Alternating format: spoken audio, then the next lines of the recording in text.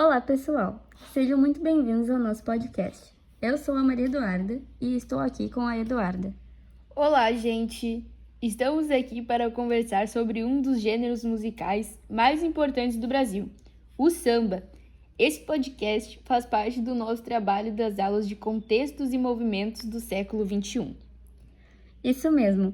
Vamos falar sobre a história do samba, o contexto em que ele surgiu, suas principais características e, claro, como ele se tornou um símbolo da cultura brasileira. Bora começar? Bora lá! Então, o samba surgiu no Brasil no início do século XX, certo? Nessa época, o país estava passando por muitas mudanças, principalmente com o crescimento das cidades e a industrialização. Exatamente! Foi um período de migração intensa, com muitas pessoas saindo do interior e indo para as grandes cidades, principalmente o Rio de Janeiro. E entre essas pessoas estavam ex-escravizados e descendentes de africanos, que levaram suas tradições culturais para os centros urbanos. Isso mesmo. E segundo uma matéria do Cielo, abre aspas, o samba se consolidou como uma expressão da identidade negra e periférica, trazendo à tona as tradições e as histórias de uma população que lutava para ter seu espaço na sociedade. Fecha aspas. O samba nasceu dessas rodas de pessoas que reuniam para cantar, dançar e tocar. E isso tudo acontecia em regiões como a Pequena África, no Rio, claro, onde muitas dessas comunidades se concentraram. Então, o que é o samba? Como a gente define esse gênero?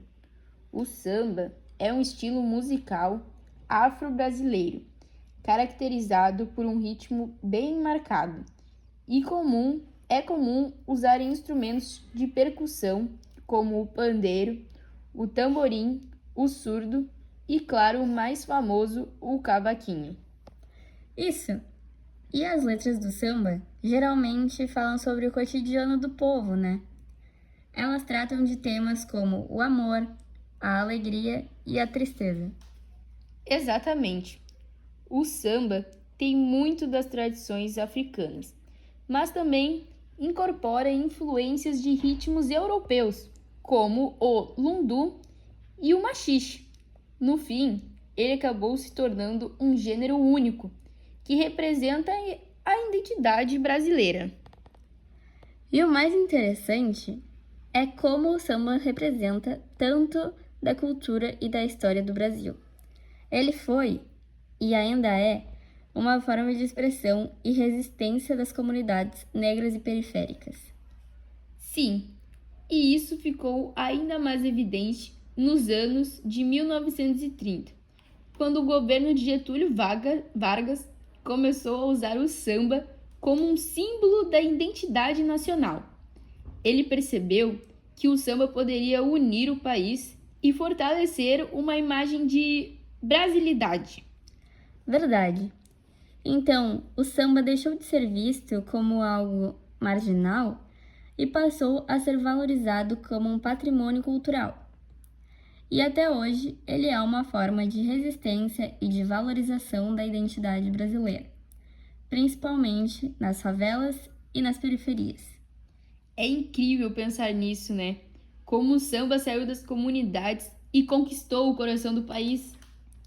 Além de tudo, o samba também tem uma ligação com questões políticas e geopolíticas, principalmente na forma como o Brasil se apresenta para o mundo.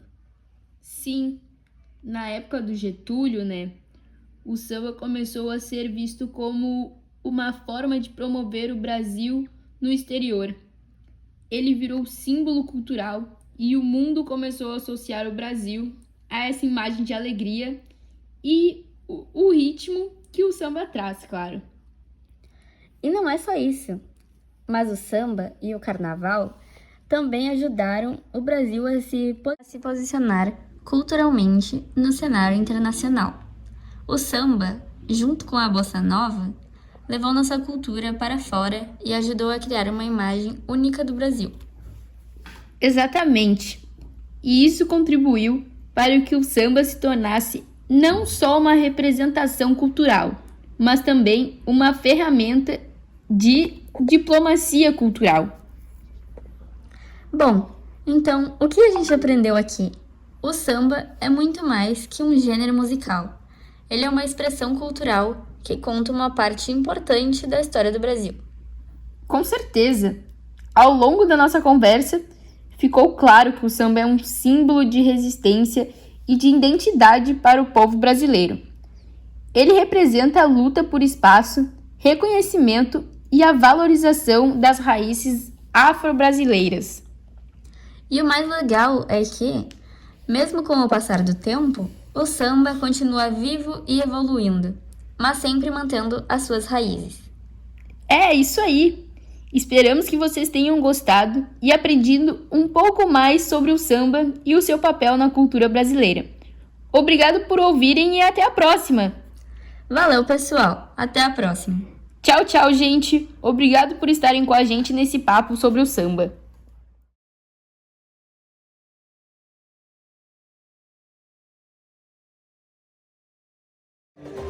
Hey!